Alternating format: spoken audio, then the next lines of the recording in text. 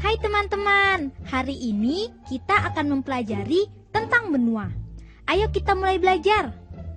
Dulu di bumi ini hanya ada satu benua, yaitu disebut Pangea. Dan satu laut, yaitu Samudra Pantalasa. Benua ini ada pada masa akhir Paleozoikum dan awal era Mesozoikum. Lalu, mengapa bentuk bumi kita sekarang berbeda ya? Satu benua ini terbentuk kurang lebih 300 juta tahun yang lalu. Nah, 100 juta tahun kemudian, benua ini pecah menjadi banyak benua dan pulau-pulau seperti sekarang ini. Sekarang di bumi ini terdapat beberapa benua. Sekarang, ayo kita pelajari satu persatu. Yang pertama ialah benua Asia. Benua Asia berada di antara 1,16 derajat hingga 77,41 derajat lintang utara, serta di antara 26,04 derajat hingga 169,40 derajat, dan di dalamnya terdiri dari 50 negara. Total luas benua Asia mencakup lebih kurang 44 juta kilometer persegi. Inilah benua terluas di dunia. Benua Asia berbatasan dengan benua Eropa di barat, Laut Merah dan benua Afrika di barat laut, Samudra Hindia di selatan, Samudra Pasifik di timur, dan Laut Arktik di utara. Benua Asia dikelompokkan menjadi 5 kawasan, yaitu Asia Barat, Asia Timur, Asia Tengah, Asia Selatan, dan Asia Tenggara. Beberapa istilah tersebut untuk menunjukkan kelompok negara-negara yang ada di kawasan tersebut. Kelompok negara Asia Tenggara meliputi semua negara-negara ASEAN. Wilayah ini termasuk subur untuk pertanian. Bahkan Vietnam dan Thailand sempat dijuluki gudang beras Asia Tenggara. Sekarang kita bahas mengenai Asia Timur.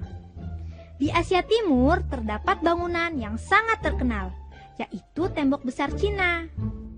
Sekarang, apa yang terbayang jika kamu mendengar Asia Timur? Yang akan terbayang oleh kalian ialah orang Asia Timur yang bermata sipit dan berkulit putih. Itulah salah satu ciri penduduk Asia Timur. Mereka tersebar di Cina, Hong Kong, Jepang, Korea, Mongolia, dan Taiwan. Orang Eropa menyebut Asia Timur sebagai Timur Jauh. Bagi orang Eropa, letaknya di bagian timur sangat jauh. Salah satu negara yang masuk ke dalam Asia Timur ialah Republik Rakyat Cina. Republik Rakyat Cina atau RRC sebagian besar berupa wilayah bergunung-gunung. Tanahnya gersang. Iklimnya termasuk iklim sedang hingga dingin. Salah satu hewan khas dari Cina ialah panda. Panda itu sebangsa beruang. Selain negara Cina, negara lain yang termasuk dalam bagian Asia Timur yaitu negara Jepang. Jepang adalah negara yang maju, dan biasanya negara Jepang disebut juga negeri Sakura. Di Jepang terdapat gunung yang sangat terkenal, yaitu Gunung Fuji. Di bagian lainnya adalah Korea. Korea terpecah menjadi 2 negara sejak pertengahan abad ke-20. Korea Utara yang berideologi komunis dibantu oleh Uni Soviet dan RRC, sedangkan Korea Selatan dibantu oleh Amerika Serikat.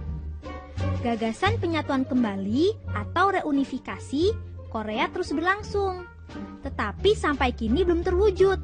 Bahkan akhir-akhir ini konflik di wilayah ini makin memanas. Kemudian wilayah Asia Utara.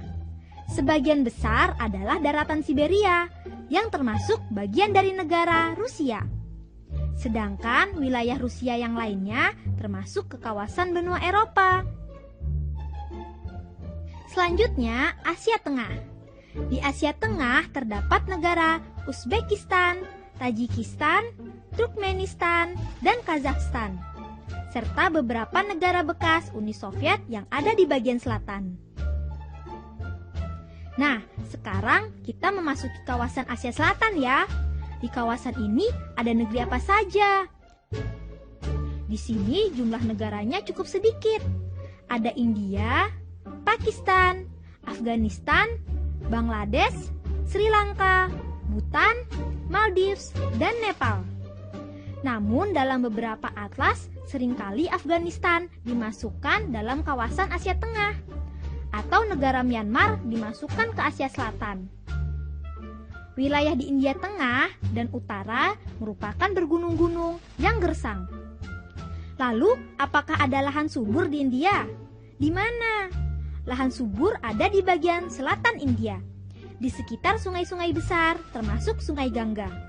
Kondisinya hampir sama dengan Pakistan dan Bangladesh. Sungai Gangga itu dianggap suci oleh umat Hindu. Di sungai ini sering diadakan ritual mandi bersama untuk penghapusan dosa. Penduduk Asia Selatan adalah satu rumpun dengan India. Namun pada perkembangannya, India kemudian pecah menjadi beberapa negara, yaitu India, Pakistan, dan Bangladesh. Negara India mayoritas beragama Hindu, sedangkan Pakistan Barat dan Pakistan Timur merupakan satu negara yang penduduknya mayoritas beragama Islam. Selanjutnya, Pakistan Timur memerdekakan diri dan berganti nama menjadi Bangladesh. Sekarang coba tebak, negara mana saja ya yang berada di Asia Barat?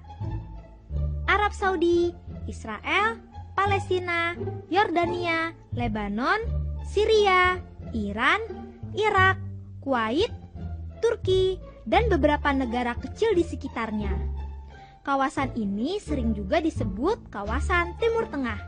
Kenapa ya? Kata orang Eropa, letaknya di timur, tetapi tidak terlalu jauh. Wilayah Timur Tengah termasuk wilayah yang paling bergolak di dunia.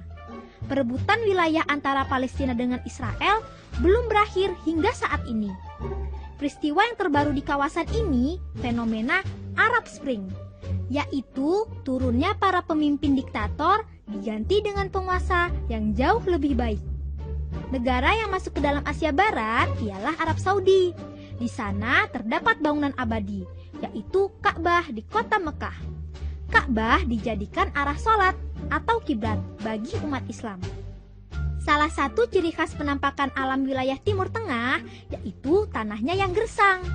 Kebanyakan berupa gurun pasir atau padang pasir. Cuacanya sangat panas, hingga mencapai 50 derajat Celcius di siang hari pada musim panas. Tapi sebaliknya, sangat dingin pada musim dingin, hingga hanya beberapa derajat Celcius. Di Mesir terdapat bangunan bersejarah yang sangat terkenal, yaitu piramida dan Sphinx. Di Mesir juga terdapat sungai Nil. Bayangkan jika Mesir tanpa Nil, seluruhnya akan rata jadi padang pasir.